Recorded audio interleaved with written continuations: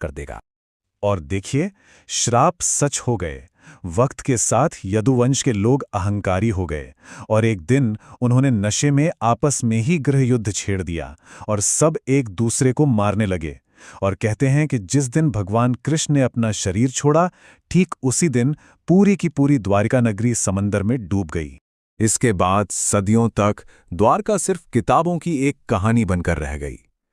लेकिन फिर आई 20वीं सदी और इस खोए हुए सच को ढूंढने की एक नई जिद शुरू हुई।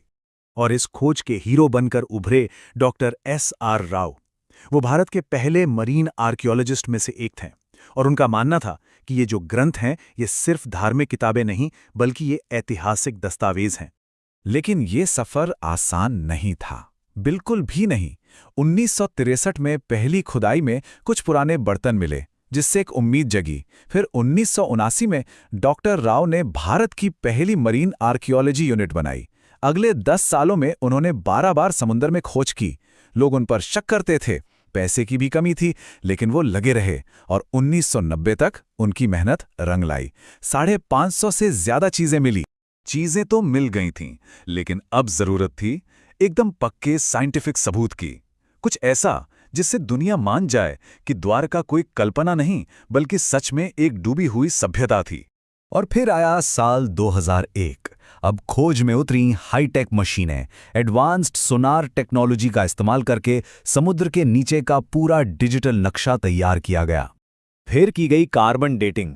ये एक साइंटिफिक तरीका है किसी भी चीज की उम्र पता लगाने का। और जो रिजल्ट्स आए उसने तो सबको चौंका दिया। कुछ बर्तन और चीजें 1500 से 3000 ईसा पूर्व की थी, मतलब सीधा महाभारत के टाइम की। और तो और कुछ सैंपल्स तो 9500 साल तक पुराने निकले, मतलब हड़प्पा सभ्यता से भी पहले के। कमाल है ना। तो सवाल उठता है, ये शहर डूबा कैसे? अब देखिए, साइंटिफिक डेटा ये बताता है कि करीब 3500 ईसा पूर्व अरब सागर में समुद्र का लेवल अचानक और बहुत तेजी से बढ़ा था। ये एक असली भूवैज्ञानिक घटना है जो कथा में बताई गई द्वारका के डूबने की बात से बिल्कुल मेल खाती है। तो इस पूरी खोज ने सिर्फ एक शहर को नहीं ढूंढा है, बल्कि हमारी एक पूरी की पूरी विरासत को फिर से जिंदा कर दिया है। और हाल ही में इसी साल 25 फरवरी को प्रधानमंत्री नरेंद्र मोदी ने खुद उस जगह पर डाइव किया।